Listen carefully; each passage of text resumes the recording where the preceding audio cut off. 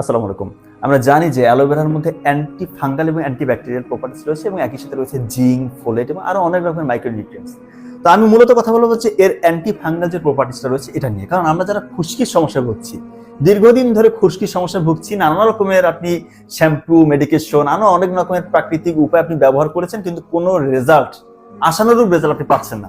আমি বলবো যে আপনি সপ্তাহে 2 থেকে 3 দিন প্রাকৃতিক অ্যালোভেরার যে জেলটা থাকে, মানে পেস্টটা, অ্যালোভেরাটা পেস্ট করে এটা স্ক্যাল্পের মধ্যে লাগিয়ে রাখবেন 20 মিনিট, এরপর ধুয়ে ফেলবেন সপ্তাহে 2 থেকে 3 দিন। কয়েক সপ্তাহ করার পরে দেখবেন ইনশাল্লাহ আপনার যে ফাঙ্গাল যে ইনফেকশন গুলো যার কারণে আপনার খুশকিটা হচ্ছে এটা ইনশাল্লাহ অনেকটাই দূর হয়ে যাবে। এবং আরেকটা কথা বলি, আপনারা আন্দাজে কোনো শ্যাম্পু ইউজ করবেন না, আপনারা অ্যান্টি ফাঙ্গাল শ্যাম্পুই পাওয়া যায়, ভালো মানের অ্যান্টি ফাঙ্গাল শ্যাম্পু ইউজ করবেন এবং সপ্তাহে 2 দিনের বেশি না।